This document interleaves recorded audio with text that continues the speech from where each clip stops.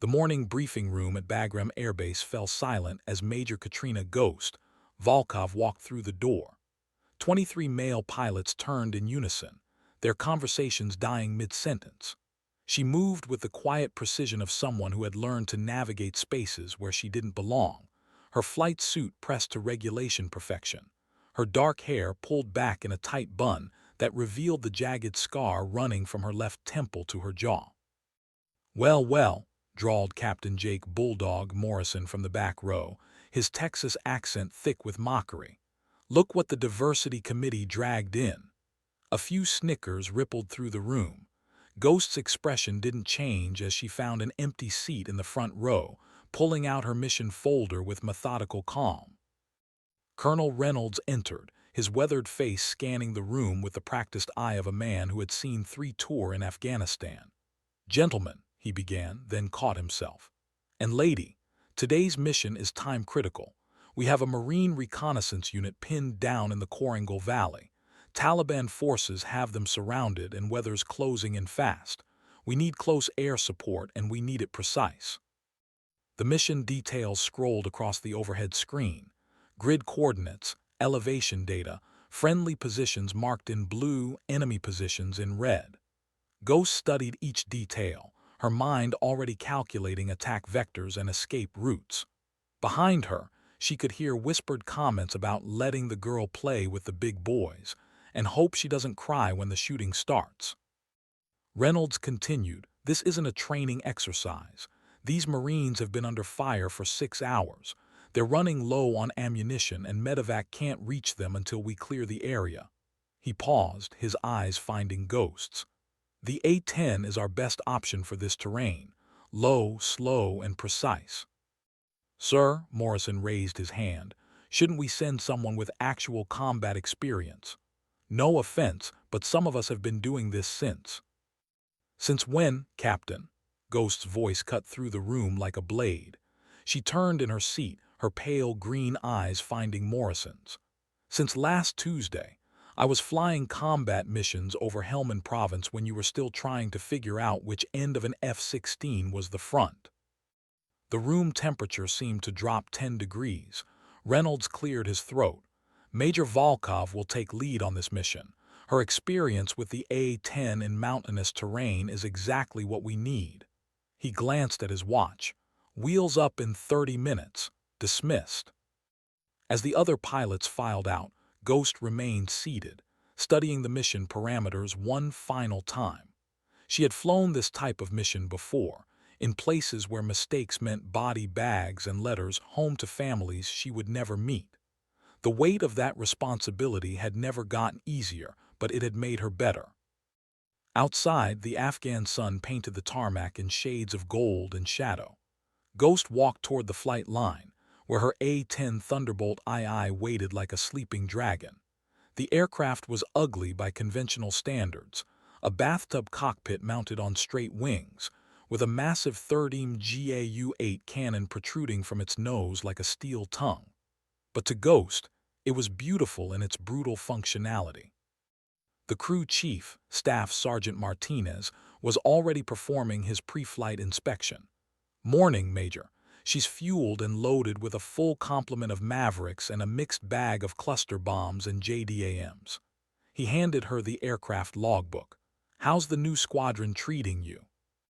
Ghost signed the logbook without looking up, like a plague-carrying rodent that wandered into their boys' club. She finally met his eyes. "Same as always." Martinez nodded knowingly. He had worked with Ghost on her previous deployment and had seen what she could do when lives were on the line. "Their loss, ma'am. These Marines don't care about squadron politics. They just want to go home." As Ghost climbed into the cockpit, she could see the other pilots gathering around Morrison near the F-16s, their body language suggesting heated discussion. She pulled on her helmet, adjusting the fit with practiced efficiency. The familiar weight of it settled over her like armor, transforming her from an outsider into a weapons system. The A-10's engine spun up with a distinctive whine, different from the sharp scream of fighter jets. This was the sound of controlled violence, of precision applied with devastating effect. Ghost ran through her pre-flight checklist with mechanical precision, each switch and gauge confirming her aircraft's readiness for war. Bagram Tower, Ghost 11 requesting taxi clearance for immediate departure. She spoke into her radio, her voice professional and calm. Ghost 11, cleared to taxi runway 27. Winds are 240 at 8 knots. You're cleared for immediate takeoff upon reaching the runway. As she taxied past the group of pilots, Ghost saw them stop their conversation and watch. Morrison's expression had shifted from mockery to something else, perhaps the first stirring of doubt about what he thought he knew. The A-10 might not be as fast or sleek as their fighters, but in the hands of someone who knew how to use it, it was an instrument of surgical destruction. Ghost lined up on the runway centerline and pushed the throttles forward. The accelerated with surprising authority, its twin engines pulling her into the thin Afghan air. As the ground fell away beneath her, she switched to the mission frequency. Snake Pit, this is Ghost 11 airborne and en route to your position. ETA 15 minutes. How copy? The response came back immediately, strained with exhaustion and fear. Ghost 11, Snake Pit actual. We are taking heavy fire from multiple positions. Grid coordinates as briefed. We have wounded who need immediate extraction. The voice belonged to a young Marine, probably barely old enough to drink, but old enough to die in a valley whose name most Americans couldn't pronounce. Ghost felt the familiar tightening in her chest, the weight of responsibility settling over her like a lead blanket. 15 Marines were counting on her to be perfect, to thread the needle between success and catastrophe. Behind her, she could hear the F-16s taking off, their afterburners painting contrails across the morning sky. They would provide high cover, but the real work, the dangerous, precise work of close air support, would fall to her.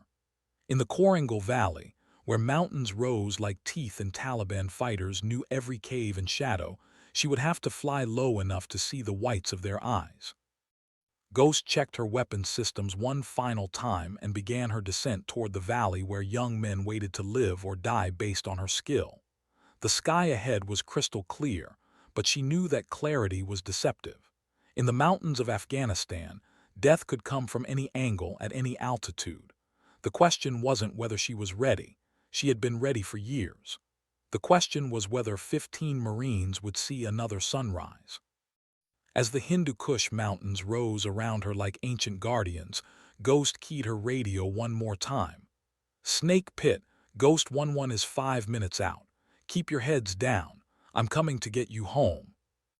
The radio crackled with static, then cleared. Roger, Ghost 11, we're counting on you. Those 4 words carried more weight than any medal or commendation ever could.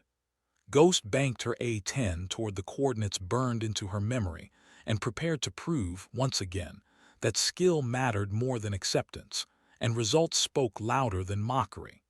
In the valley ahead, Taliban fighters were about to learn why they called her Ghost. Ghost descended through 7,000 feet, the Hindu Kush peaks rising around her like the walls of a cathedral built for war.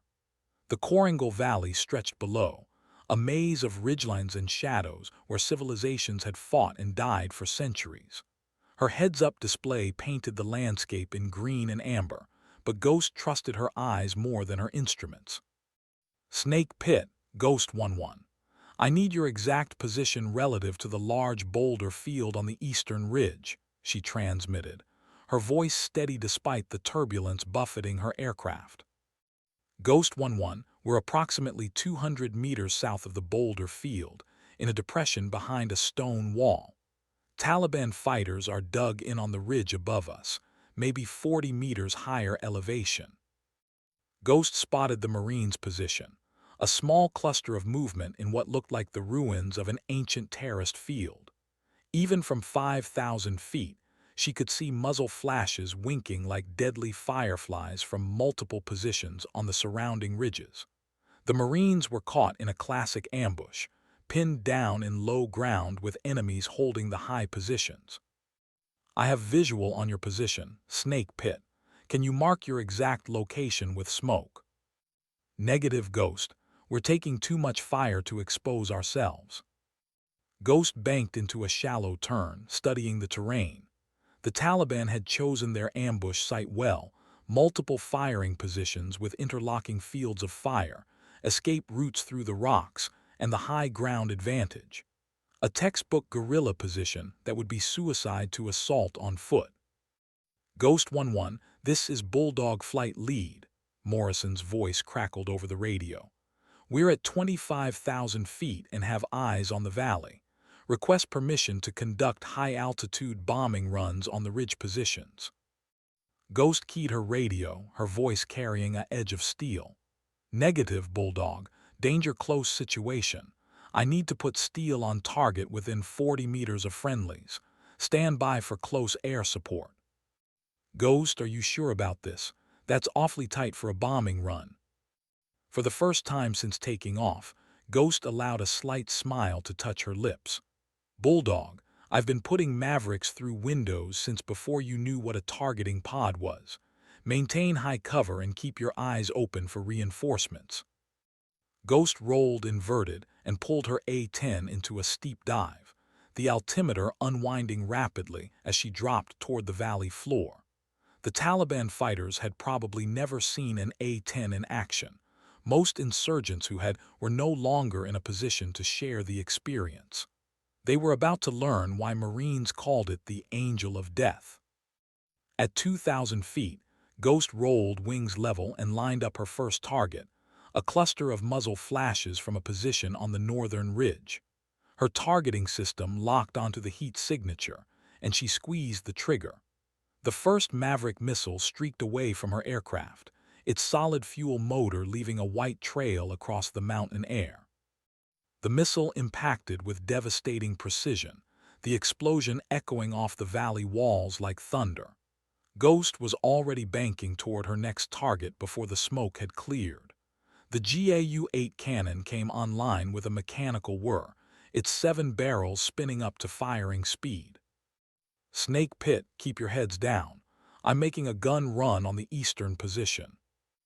Ghost lined up her second attack, screaming toward the ridgeline at 300 feet above ground level. The Taliban fighters were scrambling now, their disciplined ambush dissolving into chaos as they realized they were facing a pilot who could thread a needle with high explosives. The GAU-8 spoke with the voice of a vengeful god, sending a stream of 30 depleted uranium rounds into the rocky position at a rate of nearly 4,000 rounds per minute. Each round hit with the force of a small artillery shell, turning stone fortifications into dust and memory.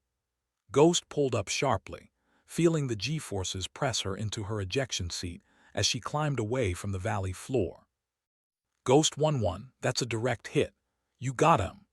The Marine's voice carried a note of jubilation that Ghost had heard countless times before, the sound of men realizing they might live to see another day.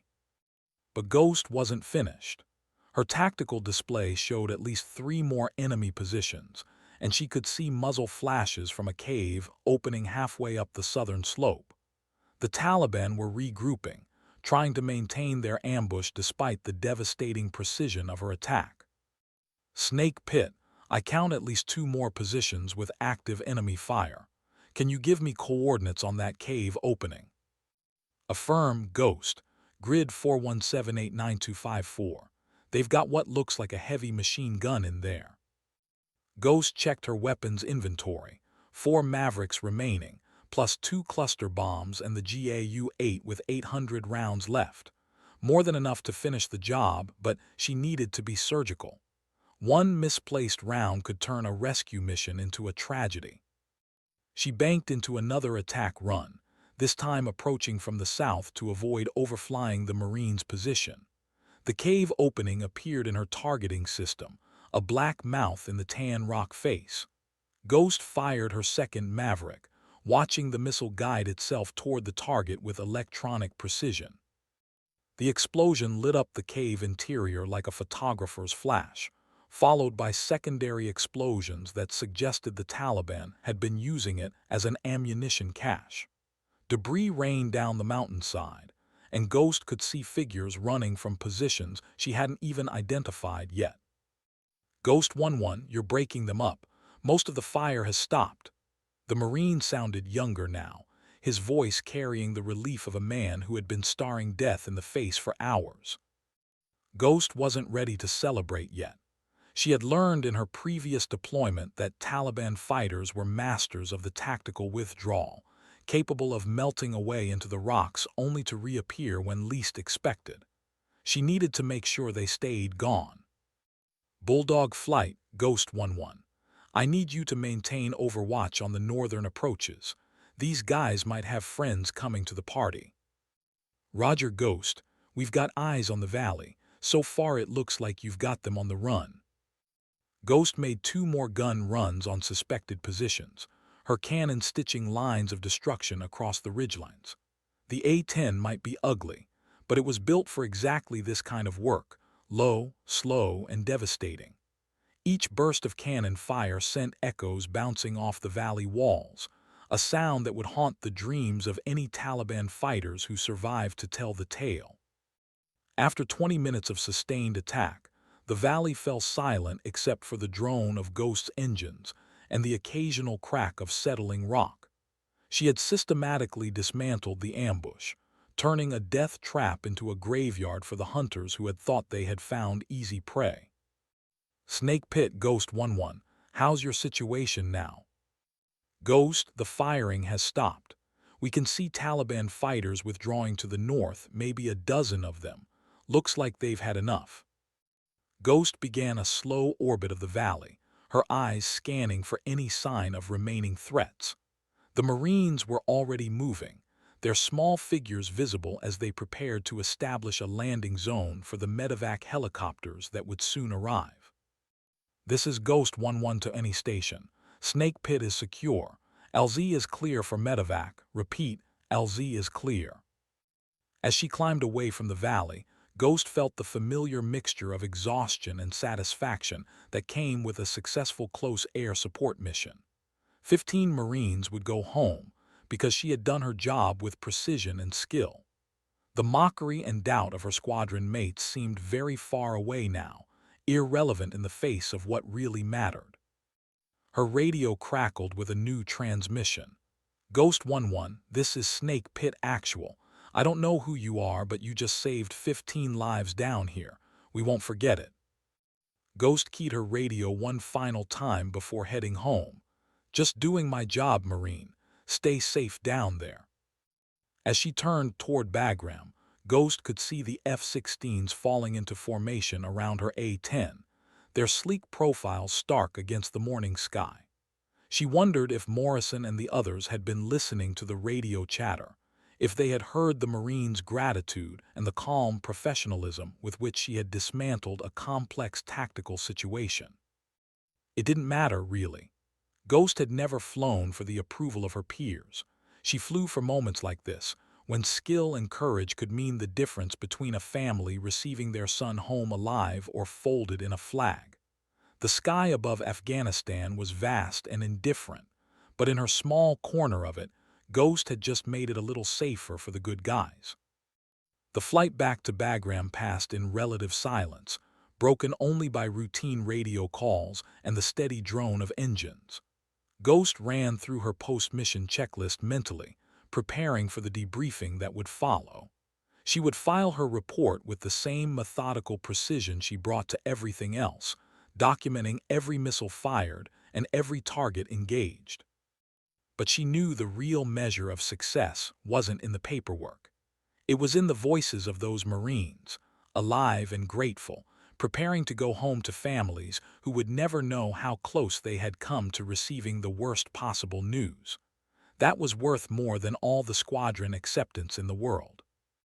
As Bagram Air Base appeared on the horizon, Ghost began her descent toward the runway where, perhaps, her fellow pilots might be waiting with something approaching respect rather than mockery. The morning had started with doubt and derision, but it was ending with results that spoke louder than words ever could. The landing pattern at Bagram was busy with helicopter traffic, medevac birds returning from the Korangal Valley, with their precious cargo of wounded Marines who would live to fight another day. Ghost watched them through her canopy as she descended through 3,000 feet, their rotors beating a rhythm that sounded like hope against the desert air. Bagram Tower, Ghost 11 requesting clearance for landing, runway 27. Ghost 11, you are cleared for straighten approach. Welcome home. As Ghost touched down on the familiar concrete, she could see a small crowd gathered near the squadron building. Word traveled fast on a military base, especially when it involved a successful combat mission. She taxied toward the parking area, her A-10's engines winding down from their operational tempo to the quieter idle that meant the hunting was done. Staff Sergeant Martinez was waiting with the ground crew, but he wasn't alone. Colonel Reynolds stood beside him, along with several other senior officers Ghost didn't recognize.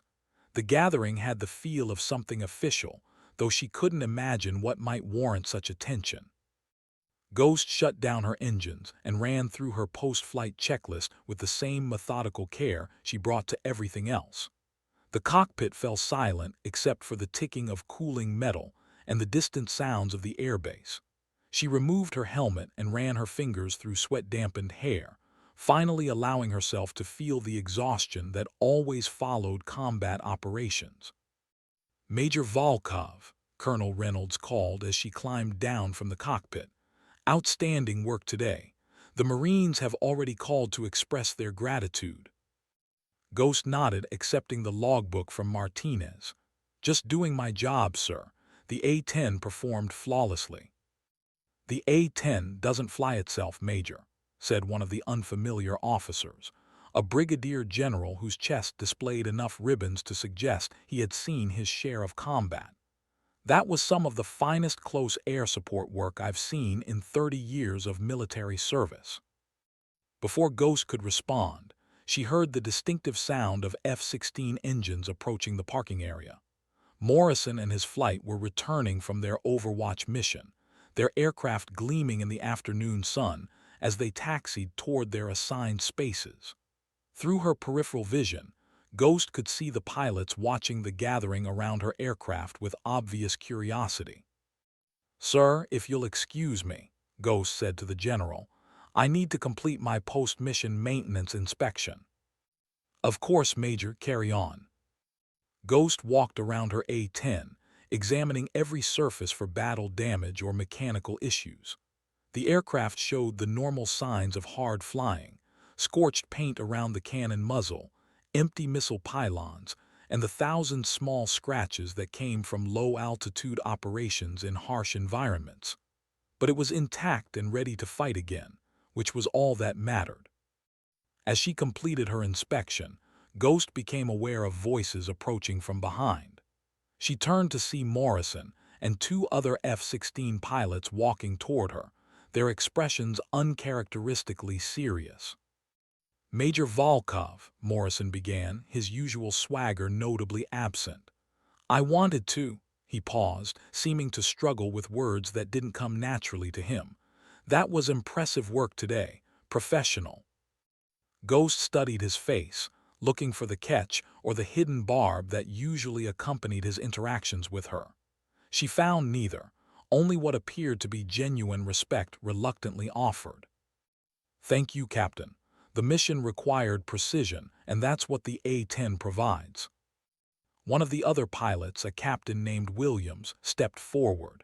"Major, we listened to the radio chatter during your gun runs. That was some serious flying. I've never seen anyone work that close to friendlies." "Close air support is about accepting calculated risks," Ghost replied evenly. "The Marines needed steel on target within 40 meters. Anything less wouldn't have broken up the ambush." Morrison nodded slowly, his previous dismissive attitude nowhere in evidence. 40 meters, Jesus. Most of us wouldn't have taken that shot. "Most of you have never had to," Ghost said, her voice carrying no judgment, only fact. "I've been flying CAS missions since my second deployment. You learn to trust your systems and your training." The conversation was interrupted by the approach of another figure, Major Sarah Chen, one of the few other female officers on the base, though she was assigned to intelligence rather than flight operations. Ghost had spoken with her only briefly during her first week at Bagram. "Major Volkov," Chen said, joining the small group. "I wanted you to know that the Marines you saved today included my brother's unit. He's a corporal with Snake Pit. He called to tell me about the pilot who pulled their asses out of the fire." Ghost felt a sudden tightness in her throat. The abstract concept of Marines in trouble had just become personal, connected to a real person with a real family. "I'm glad I could help, Major. How is he?" "He's fine, shaken up but fine. He wanted me to tell you that you're welcome at their unit barbecue anytime." Chen smiled. "He said any pilot who can put Mavericks through windows deserves all the beer she can drink." The group fell silent for a moment, processing the reality that combat missions weren't just about tactics and ordnance. They were about people going home to families who loved them. Ghost had always known this intellectually, but hearing it stated so directly never failed to remind her why precision mattered more than praise. "Major Volkov," Colonel Reynolds approached the group, having finished his conversation with the visiting general. "I need to see you in my office for debrief in 30 minutes, and I want you to know what you did today is going in your permanent record. Outstanding performance under pressure." As the group dispersed, Ghost found herself alone with her A-10 and her thoughts. The afternoon sun was beginning to cast long shadows across the flight line, and the base was settling into the routine of evening operations. Somewhere to the north, in a valley whose name few Americans knew, 15 Marines were probably sharing rations and stories, grateful to be alive. Ghost ran her hand along the A-10's fuselage, feeling the solid reassurance of titanium armor and redundant systems. The aircraft had been built for one purpose: to provide close air support to ground troops in contact with the enemy. Today, it had fulfilled that purpose with deadly precision. Tomorrow, there would be other missions, other valleys, other young men in need of rescue. The cycle would continue as long as there were Americans fighting in foreign lands, and Ghost would be ready for each challenge with the same methodical professionalism she had always brought to her work. But today had been different somehow. Today, she had felt the shift in how her squadron mates looked at her, heard the change in their voices when they spoke to her. Respect, she had learned, wasn't given. It was earned, one mission at a time, one perfect weapons pass at a time. As she walked toward the squadron building for her debrief, Ghost caught sight of her reflection in the glass door. The scar on her face stood out pale against her tan, a reminder of a previous mission that hadn't gone according to plan. But she was here, alive and flying, ready for whatever tomorrow might bring. Behind her, the A-10 sat silent in the gathering dusk, its weapons pylons empty but its mission complete. In the distance, the mountains of Afghanistan stood like ancient sentinels, holding their secrets and their dead. But in one small valley among those peaks, 15 families would sleep easier tonight, never knowing how close they had come to losing everything. That knowledge was burden and privilege both, and Ghost carried it with the quiet dignity of a warrior who understood that true victory wasn't measured in enemy casualties, but in the number of good people who made it home alive. The debrief session took place in a windowless room deep inside the squadron building, where maps of Afghanistan covered every wall and the air conditioning struggled against the desert heat. Colonel Reynolds sat across from Ghost at a metal table, a digital recorder between them, and a stack of mission documents at his elbow. "Walk me through the engagement sequence, Major. Start with your initial approach to the valley." Ghost consulted her kneeboard notes, though the mission was burned into her memory with crystalline clarity.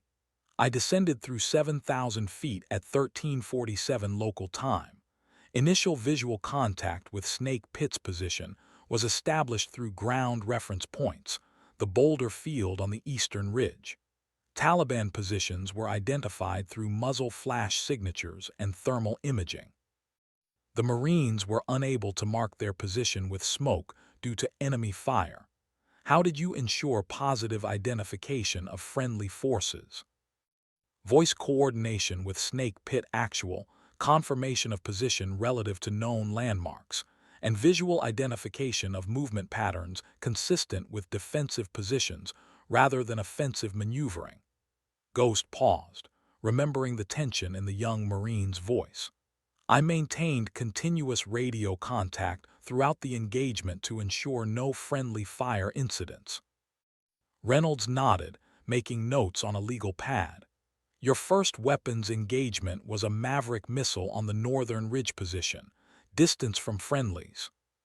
Approximately 42 meters, sir, within acceptable parameters for danger-close operations.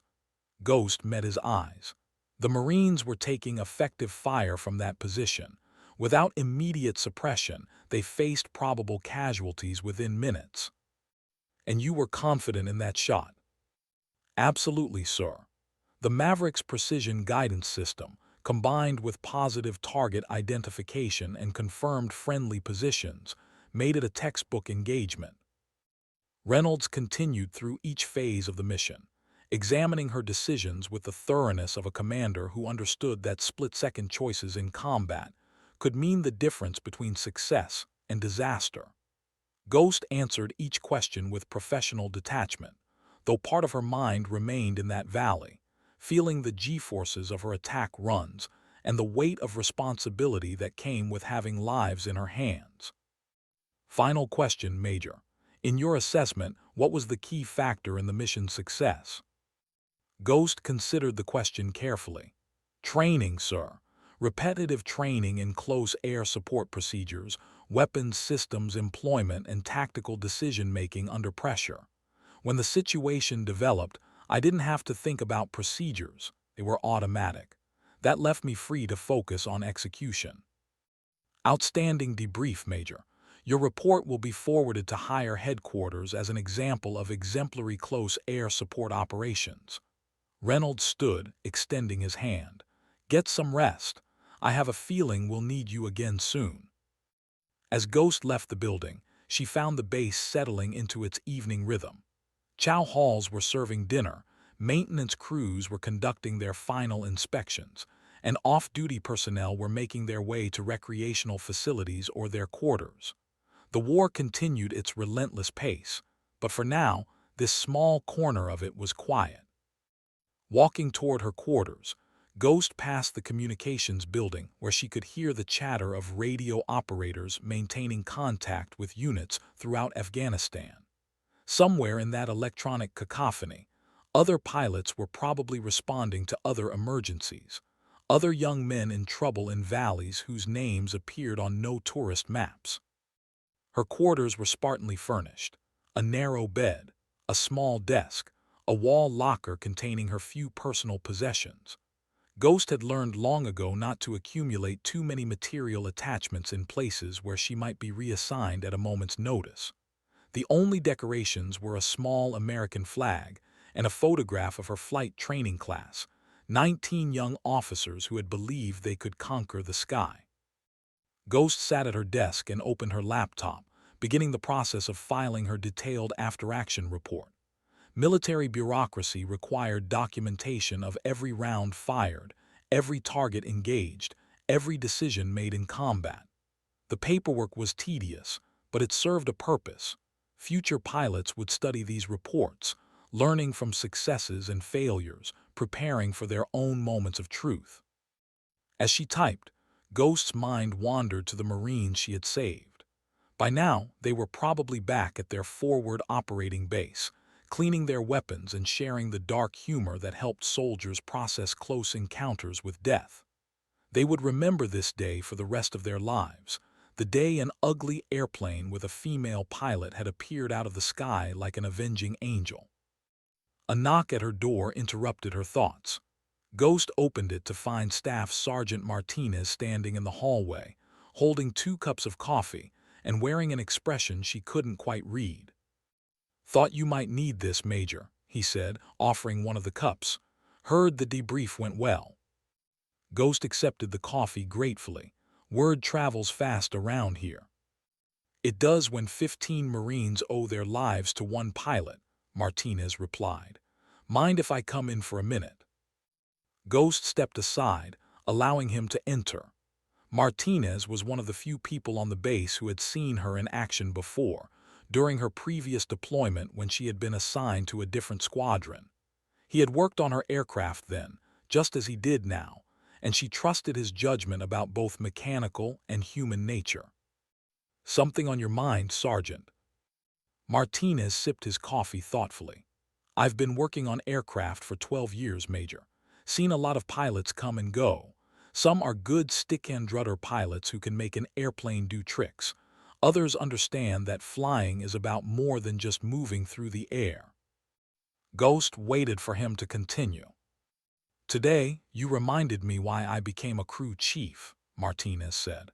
Those Marines don't care about your gender or what the other pilots think. They care that when they needed someone to thread the needle, you were there with the skill to do it. I appreciate that, Sergeant. There's something else, Major. I've been talking to some of the other enlisted folks. We hear things, see things. The way some of the officers have been treating you, it's not right. But after today, he paused, searching for the right words. Respect earned in combat has a way of changing perspectives. Ghost nodded slowly. She had felt the shift too, subtle but unmistakable, in the way Morrison and the others had spoken to her after the mission. Combat had a way of stripping away pretense and revealing what really mattered. The job comes first, Sergeant. Everything else is just noise. Yes, ma'am, that's exactly what I mean. Martinez finished his coffee and stood to leave. Get some rest, Major. Tomorrow's another day, and the A-10s will be ready when you need them. After he left, Ghost returned to her report, documenting the technical details that would become part of the official record. But her mind kept drifting to the broader implications of the day's events. She had come to Afghanistan to do a job, to use her skills in service of a mission larger than herself. The acceptance or rejection of her peers had never been the point, though she was human enough to be affected by it. What mattered was competence, reliability, and the ability to perform under pressure when lives hung in the balance. Today, she had demonstrated all three, and in doing so had perhaps begun to change the culture of a squadron that had initially seen her as an unwelcome intrusion. Ghost finished her report as the sun set beyond the base perimeter, casting long shadows across the airfield where her A-10 waited for tomorrow's mission. Somewhere in the darkness, Taliban fighters were regrouping, planning new attacks on American forces. The war would continue, demanding constant vigilance and periodic acts of controlled violence to protect those who served. But tonight, 15 Marines were alive because one pilot had refused to accept anything less than perfection. That was a victory worth celebrating, even if the celebration was quiet and private, shared only with the vast Afghan sky and the knowledge that tomorrow would bring new challenges requiring the same level of professional excellence. Ghost closed her laptop and prepared for sleep, her mind already beginning to process the lessons of the day and prepare for whatever the next mission might require. Outside her window, the base continued its nighttime operations, a small bubble of American determination in a hostile land. Within that bubble, she had found her place not through acceptance, but through demonstration of the skills that made acceptance irrelevant.